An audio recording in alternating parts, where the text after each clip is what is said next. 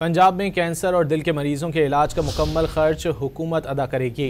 पंजाब में कैंसर और cardiac surgery के लिए खुसूसी कार्ड मुतारिफ कराया जाएगा। मजीद जानते हैं डॉन न्यूज़ के नुमाइंदे अदनान शेख से। अदनान, बताइए।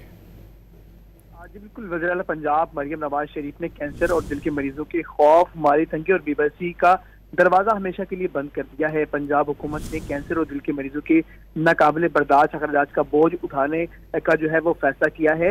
और मरियम नवाज ने पंजाब में वज़ीर आला स्पेशल इनिशिएटिव बराए कैंसर पेंशन कार्ड मुतारफ करवाने का फैसला कर लिया है। और पंजाब में कैंसर और दिल के आर्जे में मुब्तला अफराद के इलाज का मुकम्मल खर्च हुकूमत पंजाब अदा करेगी। कैंसर और कार्डियक सर्जरी के लिए खुसूसी कार्ड मुतारफ करवाए जाएंगे और महंगे इलाज के खौफ से बेफिक्र अमराज कल्ब में मुब्तला हर मरीज CM स्पेशल इनिशिएटिव कार्ड के जरिए 10 लाख तक का इलाज करवा सकेंगे। पंजाब में पहले मरहले में 45,000 मरीज नए CM स्पेशल इनिशिएटिव कार्ड से महंगे इलाज के अखराजात से बेफिक्र हो जाएंगे। जी अदनान शेख, बहुत शुक्रिया इन तफसीलात के लिए।